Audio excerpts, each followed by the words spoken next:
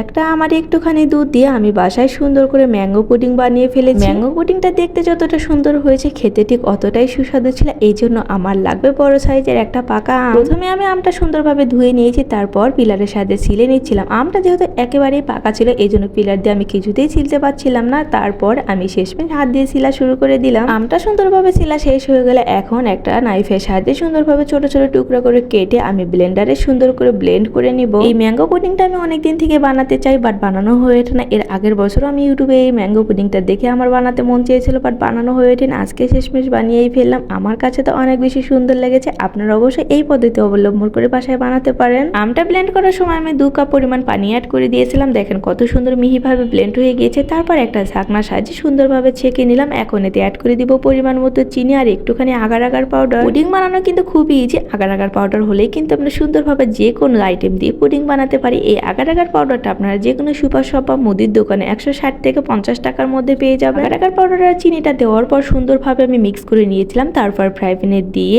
আমি হালকা তাপে সুন্দরভাবে এটা আমি এখন জাল করে নিব। যখন সুন্দরভাবে বলক এসে যাবে, এটা বেশি জাল করার দরকার নেই। 2-4টা বলক আসলে এটা সুন্দরভাবে সেট করার জন্য আমি বাটিতে ঢেলে নিচ্ছি। বাটিতে ঢালার পর এটা আমি সেট করার জন্য রেখে দিব। তার মধ্যে একটুখানি ফুড কালার দিয়ে দিলাম। একটুখানি কালারটা সুন্দর আসবে এই কারণে, বাট কালারটা কিন্তু একই ছিল। ফুড কালার না দিলেও কোনো সমস্যা ছিল না। যখন 1 ঘন্টা পরে সুন্দরভাবে সেট হয়ে গিয়েছে তখন আমি নাইফের সাহায্যে কেটে নিচ্ছি। আমার ম্যাঙ্গো পুডিং এর ম্যাঙ্গো জেলোটা কিন্তু একদমই পারফেক্ট ভাবে জমে গিয়েছে। আমি প্রথমে ভেবেছিলাম এত সুন্দরভাবে বানাতে পারবো কি না, কিন্তু যখন আমি ট্রাই করলাম দেখলাম না, অনেক বেশি সুন্দরই হয়েছে। দেখেন কতটা পারফেক্ট হয়েছে জেলোগুলো। করে রাখা ম্যাঙ্গো জেলোগুলো এখন আমি যে বাটিতে পুডিং সেট করব সেই বাটিতে ঢেলে রেখে দিচ্ছি, কারণ এই বাটিতে এখন দুধের মিশ্রণটা দিলেই কিন্তু আমার পুডিং বানানোর কাজ শেষ হয়ে যাবে। এতে ম্যাঙ্গো জেলোগুলো রাখার পর এখন আমি আবার ফ্রাই প্যানে চলে গিয়েছি। এখন এতে পরিমাণ মতো চিনি দিব, তার মধ্যে দুধ দিলাম আর দিয়ে দেবো আগার আগার পাউডার। তারপর এটা সুন্দরভাবে আমি প্রথমে মিক্স করে নিব, কারণ এটা ঠান্ডা থাকায় অবস্থায় কিন্তু মিক্স করে নিতে হবে। যখন মনে হবে দুধের সাথে সবগুলো উপকরণ সুন্দরভাবে মিক্স হয়ে গিয়েছে তখনই কিন্তু চুলার জালটা অন করে দিতে হবে। অনবরত নেড়ে নেড়ে সুন্দর একটা দুধের মিশ্রণ তৈরি করে নিব। তারপর যখন মনে হবে না